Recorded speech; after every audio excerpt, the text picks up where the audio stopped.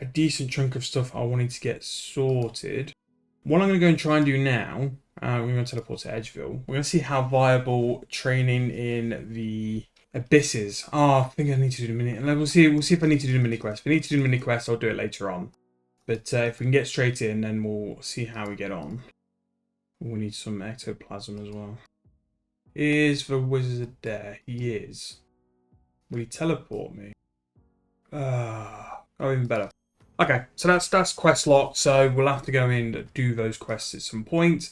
But we'll do that later on. But to be fair, that's some big things we've done. So we spent our loyalty points, we've got the City of Diaries, we've got 68 summoning. Other stuff we need to do going forward, I need to get my dungeoneering floors unlocked. I need to do some mysteries at the Zami dig site, so we can do binding contracts. And then we're also going to do the Lumbridge Diaries and also do those quests. Rune Mysteries I don't think will take too long, and the mini quest for the mage won't take long anyway. Right, so logging in, and we're pretty much back to normality now. The update to get rid of everything I'm sure will be on Monday the 8th, but today's Saturday the 6th. So some lamps we got from the promo, which is the Dragon Multiplier chest one. It's actually pretty good to be fair, and you do get quite a bit of protein. So other lamps on to rune crafting. So that's going to get level 65 rune crafting. I think I'm just silently working on 70s. So I've only really got runecrafting and hunter and farming, and just one level of summoning, which won't take long, and an invention. It will come to a point very soon. I think we're going to start throwing the lamps on invention just to chisel through. Now what we're going to be doing now is something which I've been wanting to start for a little while, and this is our first farm run. Now I am going to go and get the Lumbridge achievement ring, because that'll be something which will speed our run up. But I think I'm ready to go, and the good thing is now is because of how it's set up, we've got access to 5 patches. So 5 patches will give us some room to go, and we'll start working at chipping away for these rewards. So we're going to go for plant power first, because that'll give us more herbs. This is twofold really. We're doing it for profit, and what we're going to be doing is collecting herbs for the foreseeable. And once we can get the partial potion producer in our invention workshop as one of our first machines, we will throw all our herbs in that to make it to unfinished. And it just means we just get a bit more profit than the actual herb is by having it to be unfinished, and it won't cost us any real money to do anyway. So we have the Supreme. Now what I'm going to do as well, because I get these grimy, I'm just going to leave them in the bank as grimy, because at some point soon we will get 99 herb lore. Just because of the profit it brings, and just because, yeah, it's a profitable skill for us to train, and it will mean that we'll make some GP. But it's quicker to actually clean your herbs with the 99 herb cape than it is doing it yourself. So because of that, I'm just going to hold off and keep them grimy till that point. So we got 25 Crook's Favour for each of that. So we just need to do 2 full herb runs to be able to unlock the first tier of plant power. And then hopefully we can get moving with how we do. The 15 herbs for the first patch is actually pretty good. Yeah, 4.6k, that's 60k-ish. And the lore build up over time as well. So that is our 5 herb patch done, and pretty much average 12 herbs a patch, which is really good. So we made 282k, which, grand scheme of things, that's not a lot of money in current RuneScape. But once it only takes me 3 minutes to do, and I can do it every hour and a half of actual time. I don't even need to be in the game for my herbs to grow. That will rack up. You could pay a bond so easily in a month if you do consistent herb runs. And that's with the lowest tier of plant power as well. So really happy we finally got that done. Really, really big win. Random thing, I won 20 swordfish bubbles yesterday. On this dragon chest promo, you have a chance of extra multipliers, and I got two bubbles as your normal loot, and I got a 10. So that was, yeah. So we're going to be doing swordfish bubbles for a little while. We're going to do my daily challenges, just get them ticked off for the day. Now, they're not double anymore, which is I never realised how good the double challenges were. It really did save you quite a lot of money on Viswax, but also gave you quite a lot of XP. So we're going to go and do our challenges today. I need to check the Grand Exchange, but we did finish all of our Dragon Nexuses yesterday. So we ended up pretty close to 92 crafting.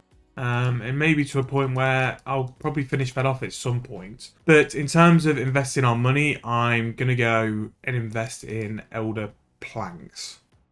So the Elder Frames at the minute are 190k, and Planks are 120. Sorry, 12k, sorry. So basically it's 50k profit a frame, which, even though it is very, very grindy and boring, I'm hoping we can do it. Done. We'll go down to the hunter spot. And then I do need to go and see what our Slayer task is. No, it's rats. Yeah, it's rats. Remember, it's rats. Right, so down the new Varrock sewers. So yeah, it looks very nice, really updated. It looks more like a sewer, and to be fair, again, it's one of the things RS3 does really well. The graphics of, obviously there's a lot of areas which still are pretty much how they used to be, but the new stuff they do really, really looks cool. I mean, like, look at this. It does look literally like a sewer. But that is what all our challenges done. Hand them in. Slayer level, 46, 6300 as well, nice. 6300 actually gives us chins. Not that chins are ever anything to bat home about. That should be red chin chompers. Yes, red chin chompers. Slayer 46 we can do Infernal Mages. We will be doing Slayer very, very soon. And I'm quite looking forward to it, to be fair. I'm looking forward to being able to do some low level Slayer. And like, just because of Necromancy, a lot of low level Slayers changed. Because the combat levels and stuff like that, it is updated and changed. So it'll be good to do a bit of a look into it and see how it is now. Right, portable skill in places, no. We'll take stars. Lamps, times 10. Yeah, I can't remember that. Just your standard, really. And I'm going to throw the bonus XP into, I guess, Invention. Like, it really is mad, like. I know the Christmas event really threw a lot more bonus XP than normal. But you get so much. And put it on skills which are going to take you a while to train and you don't really want to do and you want to speed up. So I'm going to put these on, I suppose. Come on, rune crafting, 66. Nice. Yeah, so that's pretty much all of the dailies done for today. So I've got some tasks to be doing. Actually, let's go back to the Grand Exchange. Let's see if those nexuses have sold. Right, so Super Compost is bought is good. The Smoke Devil scroll sold yesterday, so I don't think we're actually that deep in the hole on them in terms of like our summoning stint. I think we actually made a little bit of money. These are selling, so I'm just going to leave them to keep selling. There will be a slow sell, but I'm going to make an extra K on all of the necklaces. So that'll be another 10 mil just because we're going to sell them slow for a decent price. I don't need the money because I think I'm going to go and do some quests. Could finish the 4th Rim 3 storyline actually. Now we've got the combat ability to be able to do it. Ancient Awakening. I do need to do Rune Mysteries. But yeah, so probably give me a quest day to be fair and just hammer out some quests. There's so many like base quests. You know, if you were going to do your normal run to like Barrow's Gloves, which we've not done, so it could be a chance just to like start hammering quests out. Which, to be fair, for the mid game, I want to be about 200 to 300 quest points. And I've got a little bit of an idea of how we're going to do it. So whether we do like a storyline in one go, so like the desert storyline, we start from first quest to the end, and we can make it into like a little episode of the desert storyline. I don't know, it's an idea. So time to start Rune Mysteries. So this is one of the very, very early quests that they've redone something and basically like rehashed it and put it back together because they've done quite a lot of graphical stuff with the Wizard Tower, and to be fair, Rune Mysteries was one of the oldest, easiest quests. So they've put a bit more to it and just changed it up a bit and just made it a little bit more different. So this is how you get the Mind Strike staff as well, which is very, very good. So the Mind Strike staff is good because it gives you, it's basically like an elemental battle staff, but lower tiered. And the reason the elemental battle staff is still superior and you can't just cheap out and have the Mind Strike staff is the Mind Strike staff will only give you one elemental rune, whereas the elemental battle staff will give you all of them. So we're going to go back to Ariane, who is basically like one of the heroes with Ozan and someone else. But she does appear in quest storylines. Linza's the other one.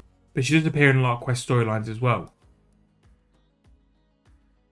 Wow, that is so much cooler than being behind a cage. So that's the Leather Demon, which is always stuck behind the cage in old school, and that's how it used to appear as well. That looks so much better that it's sort of like caught in some form of like binding thing. That's really, really good.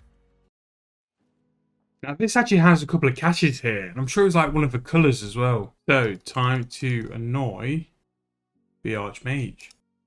We've also got a first tower hat as well, which would be cool.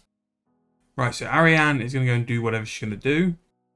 And that should be Rune Mysteries. And there we go, so this should be her doing the spell now. And there we go, Rune Mysteries are now done. Wizard Tower hat, which is pretty cool. We'll stick to the Santa for now. 250 mage XP, and more importantly, 2 treasure hunter keys. 600 protein trapped, we will take that as a reward, and 150 protein planks. I might buy a cheeky spin for 10 chests. That was worth it. So, gonna end the episode here. As you can see, really big progress for another episode, and we are marching through now. For the next episode, we're gonna look at completing the mini quest to unlock the abyss, and that's when the real combat games will begin. But so I hope you enjoyed the video. If you have, please make sure to give me a like, subscribe to the channel, and I'll see you guys very soon in the next video.